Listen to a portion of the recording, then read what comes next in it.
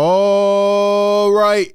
Welcome on in, ladies and gentlemen. We are getting closer and closer to the start of NBA training camp. We are inching towards training camp. What does that mean? We are getting more information. We are getting more insight. We are getting bits and pieces slowly filling in the puzzle on this James Harden situation. And today we received even more information from some NBA reporters and insiders. We'll talk about what it means not only for James Harden, but for the Philadelphia 76ers, for the NBA. What is going to happen next? Well, you know what it means, right? You know what it means. Do I have to really spell it out for you? I'll tell you. I'll tell you anyway. But welcome on in. RB here, Philly Take with RB. I need a favor from everybody, man. Drop a like on this video. Subscribe. Ring the bell. Don't miss any of the coverage. We will be updating you on everything as we inch towards NBA training camp. But before we do that, it is Sunday, so I got to give a shout out to our sponsor of today's video, DraftKings. Shout out to DraftKings for sponsoring this video. The NFL is finally back. We're in the groove of the season, and the NBA is right around the corner. So there's no better place to join in on the action than DraftKings, an official partner of the NFL and NBA. And right now, any customers who download the DraftKings app, sign up and use my promo code PhillyTake and bet $5 on any wager will receive $200 in bonus bets instantly. And if you want a shot at an even bigger payout, you can use your $200 in bonus bets on a same game parlay to combine multiple bets from the same game, or you could just parlay a few teams that you're really confident will get the W this week. And if sports betting is not yet available in your state, there's no worries at all. You can still join in on all the fun and have the chance to win cash prizes with DraftKings Daily Fantasy. So ladies and gentlemen, this is a perfect time to get some skin in the game. Go download the DraftKings Sportsbook app. And once again, new users who use my promo code PhillyTake and bet $5 on any wager will instantly receive $200 in bonus bets. This video is brought to you by DraftKings. Shout out to them for partnering. So what does it mean? What does it mean that, to no surprise, by the way, another team is out on James Harden? What does that ultimately mean? I'll give it to you. But before we do that, yesterday, a report came out, more so a quote from Ramona Shelburne. She appeared on the Zach Lowe podcast, aka the Low Post podcast. And she talked about James Harden opened up yet again on the situation. And she said that James Harden has kept the, quote, bridges open with players on the Sixers, including Joel Embiid. They are still in communication, Harden and Embiid, and they still talk, right? James Harden not trying to burn the bridges with the players. Doesn't seem like he has an issue there. It's more so with Daryl Morey and the ownership. She also talked about a couple other things, saying, there are sources that are close to Harden saying that, they can't ever see him playing again. Other people say, well, maybe he'll suck it up. And again, I've been kind of referencing this throughout the throughout the offseason, but it's more so going to be a reflection upon his character, right? If he really wants to work and come back and build his value and still compete and give off a better impression than has been given off in the past, he's going to come back, suit up, and handle business. But if not, and he's really willing to go, and again, the Sixers can block him if he doesn't end up playing from going to any other team and really jeopardize his basketball career at age 34, then that's also going, to show a lot and speak a lot about what other people have said about him before. So that's why I'm so excited to see really what's going to happen next year. But that came out yesterday. And then just a little while ago, Brian Windhorst ultimately putting out that the Clippers have ended James Harden trade talks. Again, Brian Windhorst on the Hoop Collective pod, and he talked about this with some other NBA guys, saying that the Clippers are essentially at their breaking point. They're done. They couldn't come to a deal. It doesn't even seem like the Sixers and the Clippers are close. And we'll talk more about what it means and what was said. But if this is true, again, this is a report. These are all reports. We don't have the facts. We just hear what we hear from the people closest to the situation. So if the Clippers are out on James Harden, what does it mean, ladies and gentlemen? It means that James Harden is going to have to come back and suit up for the Philadelphia 76ers, okay? That's what it means. Welcome home, James. Welcome home. You tried. You went through the ringer. You went through this whole process. You endured a lot of speculation. You made huge comments about your owner and about your GM and your former best friend and the Sixers, and you don't want to play for them. But at the end of the day, James, you're coming back. I mean, that's the only feasible option. Daryl Morey is not going to trade you for anything less than a star. Right now, you're not worth a star in terms of what other teams are willing to give. Nobody was willing to give you your max contract. So you're stuck. And if you don't go anywhere, the Sixers can block you from playing for another team beyond this year. So James, your only option is to come back. Now, that's not to say it's not going to get gritty and scrappy and ugly. And there's probably going to be shots thrown back and forth.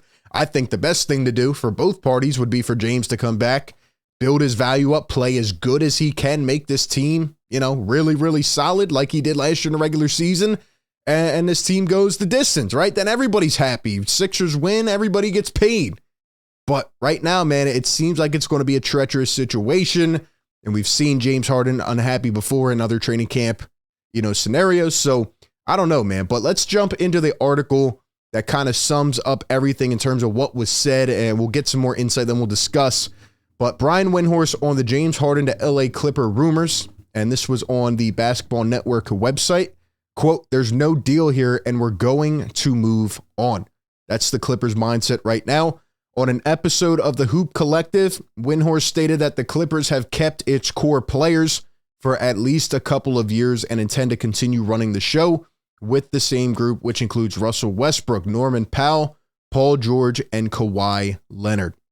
What do you guys think? Is the Clippers franchise making a smart decision? Are they making a smart investment by not trading for James Harden, not giving up some of their depth? Because, for example, we hear right now with the Blazers, right? There's a holdup on the deal, but we know that the Blazers and the Heat are still actively trying to make a deal. When it comes to the Sixers and the Clippers, all we hear is that the Clippers don't want to give up Terrence Mann, and it never seems like there's anything materializing into any kind of deal. It's just the Clippers and the Sixers are so far apart, there's nothing even close to happening.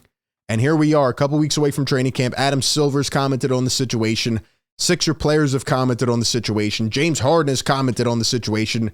And it doesn't seem like there's any resolution anywhere close. So what do? Do you bring toxicity back into your locker room? Do you cut your losses? Should the Clippers be overly, trying to go out and be aggressive to get James Harden? What do you think? Or are they good with Paul George and Kawhi Leonard? They tried to trade for James Harden and the deal did not happen. And from what I understand, it was the Clippers who said, okay, there's no deal here and we're going to move on. Daryl Morey probably, demanded a lot for James Harden, right? Again, he didn't expect him to want to request a trade. And Daryl Morey probably said, look, we're trying to contend right now. We brought a coach in who's willing to help us win this year. And we want all of your depth and draft picks, or we want Paul George. And the Clippers said, hell no. We're not doing that. And Daryl Morey said, okay, no problem. I was willing to wait 4 years for Ben Simmons. I will wait however long it takes for James Harden because we can essentially, have rights over him. Like we can block him from going to any other team. And, he's playing on a 1-year player option. He wants a longer contract. So we're willing to wait it out and we'll see what happens. Again, just bad from both sides at this point, just bad business. Now, Windhorst does go on to say that he doesn't rule out James Harden ultimately to the Clippers down the line. The 45-year-old analyst added that Clippers' refusal to go along with Harden's trade only means that Westbrook will be the starting point guard next season. However, if injuries hinder the Clippers season again, or if they do not get off to a good start, which is likely to happen. I mean, Paul George and Kawhi continue to go down. They don't play many games together. And the Clippers, in my opinion, should also be desperate. Maybe they shouldn't be desperate for James Harden, but maybe to even move on from that duo who has never been able to achieve success due to not staying on the court. James Harden might be a mid-season trade option. I don't know if that makes sense, in my opinion. I mean, why would the Sixers then go out and trade James midway through the season, right? And what are they going to get in return? A couple depth pieces? I don't think that makes sense mid-season. I think if you make that deal, it has to happen now. I don't really see it happening. I don't. I think really, honestly, one of the most likely possibilities right now is that another team comes out of the woodworks, a team that may need a point guard or a team that, thinks that they can get the most out of James and make him happy. But that's another factor that goes into it. He has to be happy with where he's going, right? He has to feel like, I can go out and enjoy some nightlife, or I can go relax and have a good time and also be able to be the star of the team and be a focal point of the offense. There's a lot that really goes into it with James Harden. When you get his full focus, he's going to be a productive player, but I mean, he's really intent on going to LA and going back home. So I don't know how this is going to play out. Windhorst says that I assume while they certainly could make a deal midseason, I assume this is what they're going to go with. I assume Russell Westbrook, while they hunted for other point guards, Russ will be their starter. So Look, man, James Harden and the Clippers are almost essentially a done deal, and the Clippers don't want to bite. Daryl Morey's not going to settle. So what does this mean? Unless another team comes out of nowhere, really the only option is going to be for him to come back to the Sixers. But if you thought the Ben Simmons situation turned ugly, imagine what it's going to be like here with James Harden. Like, what is he going to do in training camp? What will Nick Nurse tolerate? Will he send him home? How is this all going to play out?